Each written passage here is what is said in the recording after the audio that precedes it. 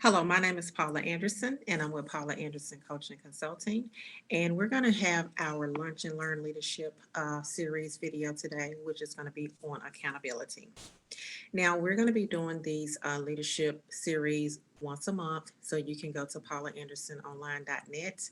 That's paulaandersononline.net, and you can see what our upcoming webinars are going to be for the next leadership topic. Well, the first thing that I want to talk about is a quote. I want to share a quote with you by Winston Churchill, and it says, "The price of greatness is responsibility." As a leader, you want to always be responsible. Of course, you have to be responsible for the individuals that are under you, but also you have to be responsible as a leader. And there are things that your team members are going to require of you, just like there are things that you require of your team members. I want to go over the four leadership styles before we actually jump into the accountability piece to give you an idea of what types of leaders are out there. And the first one is going to be a transformational leader. A transformation leader is inspirational.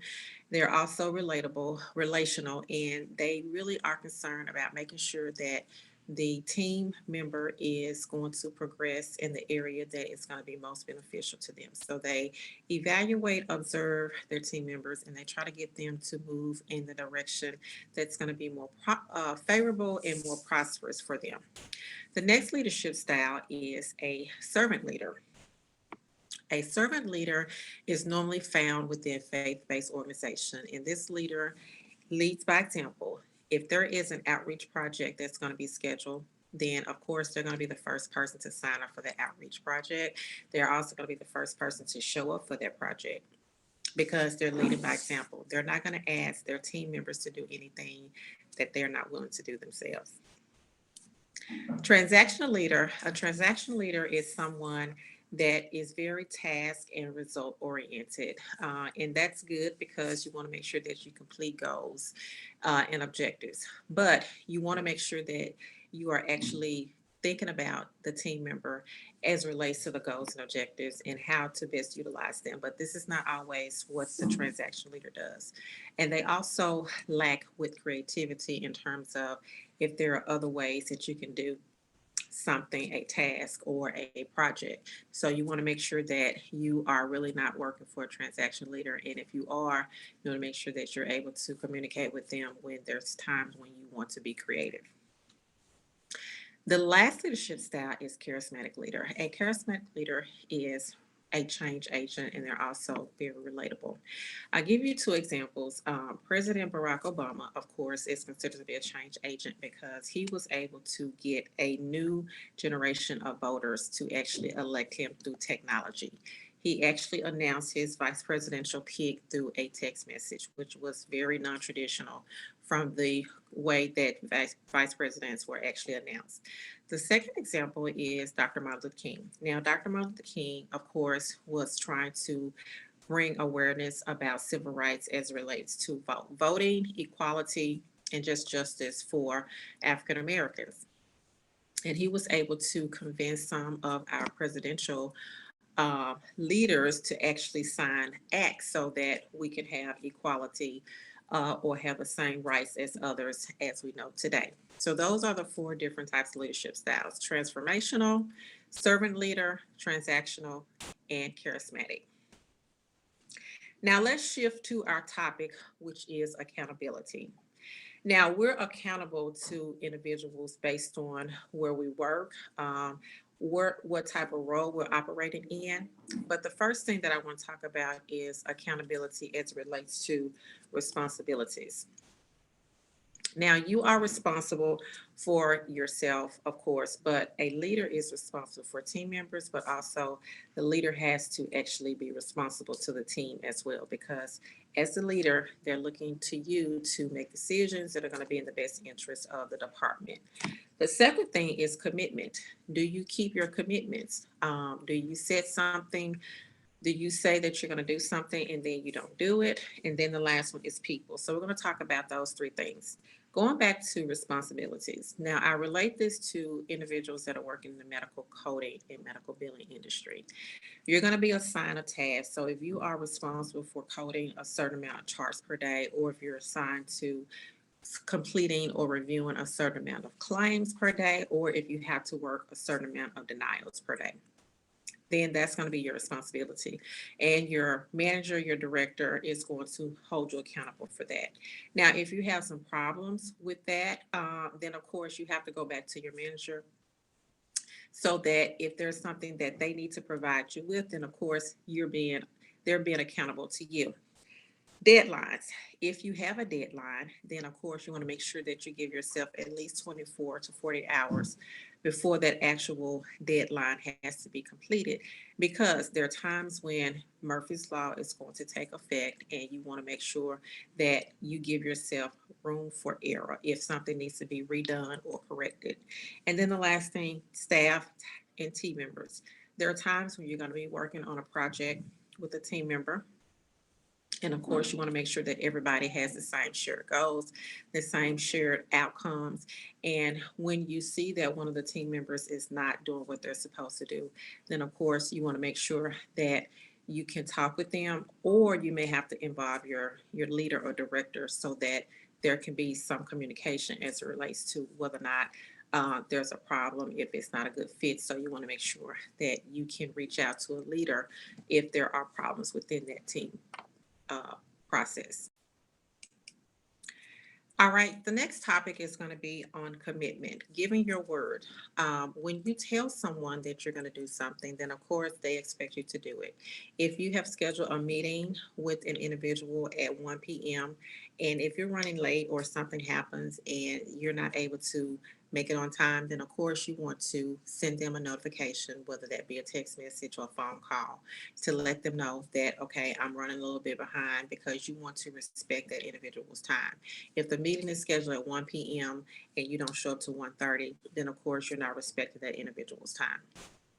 Next is scheduling appointments. When you're scheduling appointments with other individuals, if you schedule an appointment at 12 p.m., then you want to give your next appointment at least a 15-minute break. So you don't want to just do from 12 to 1 and then 1. You want to actually leave a little time in between, because sometimes the meetings can go over, and then sometimes you may need to do something in between that time period.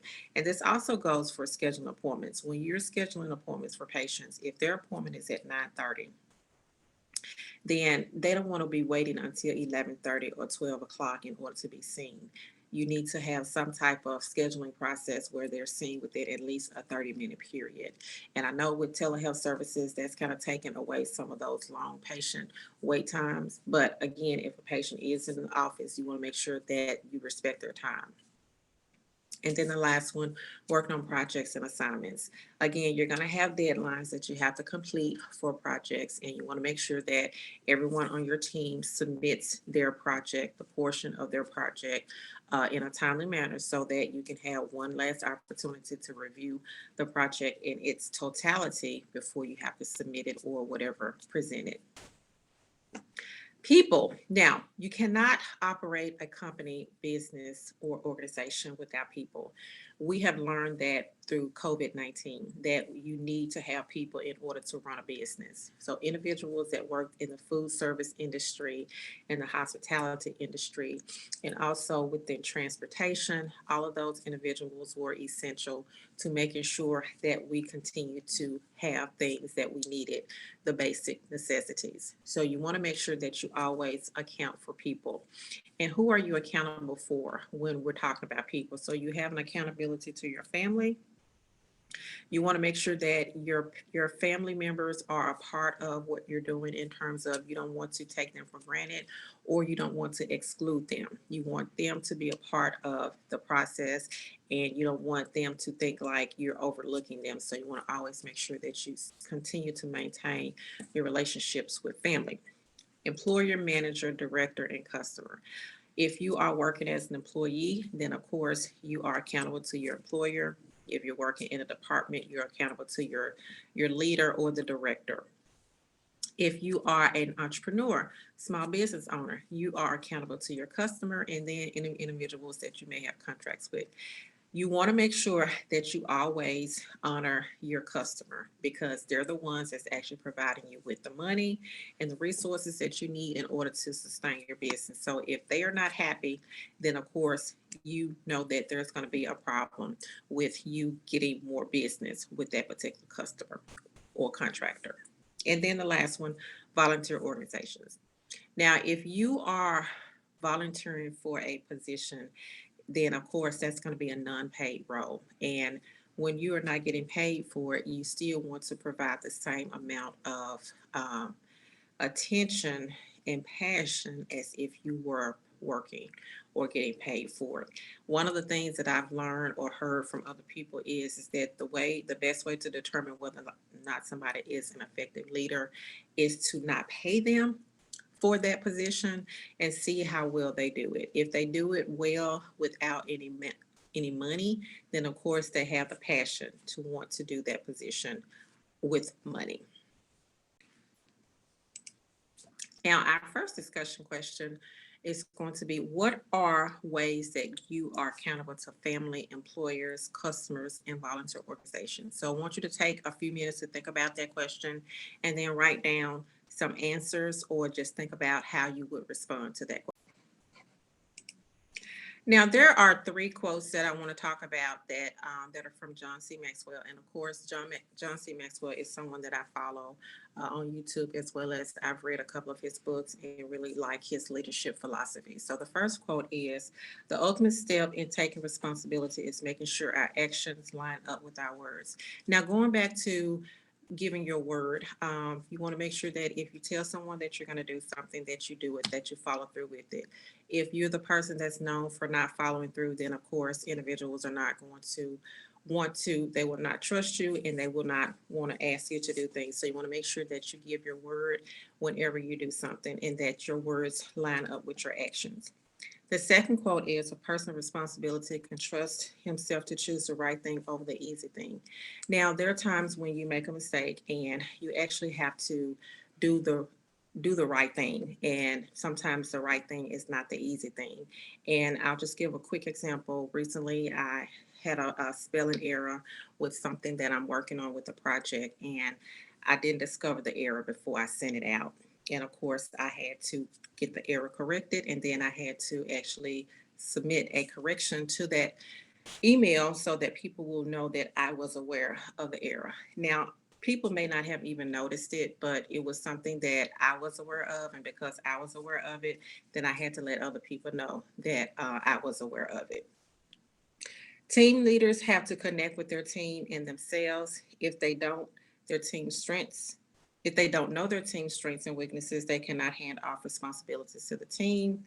And if they don't know their own strengths and weaknesses, they will not hand off responsibilities to the team. Now, when you are working in a group environment, of course, there are going to be individuals that are strong in certain areas, and there are going to be individuals that are weak in some areas. Now, one of the things that I'm very strong in is I like to plan, I like to organize, and I like to make sure everything is in order. Well, that's more of my strength. My weakness sometimes is relating to individuals, so that's one of my weaknesses. So if I'm working on a project, the organizational piece of it will be the area that I will flow more smoothly in.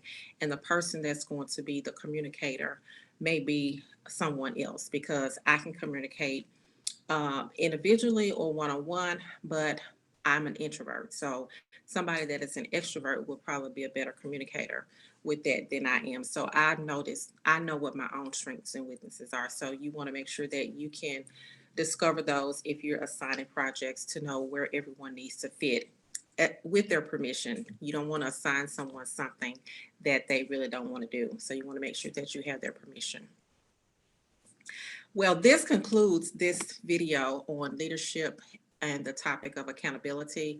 I'm going to include some links to some videos that I watched as a part of this research in this video in the comment section. And also, if you want to learn more about leadership and leadership videos, then of course you can sign up for to receive notifications through our newsletter.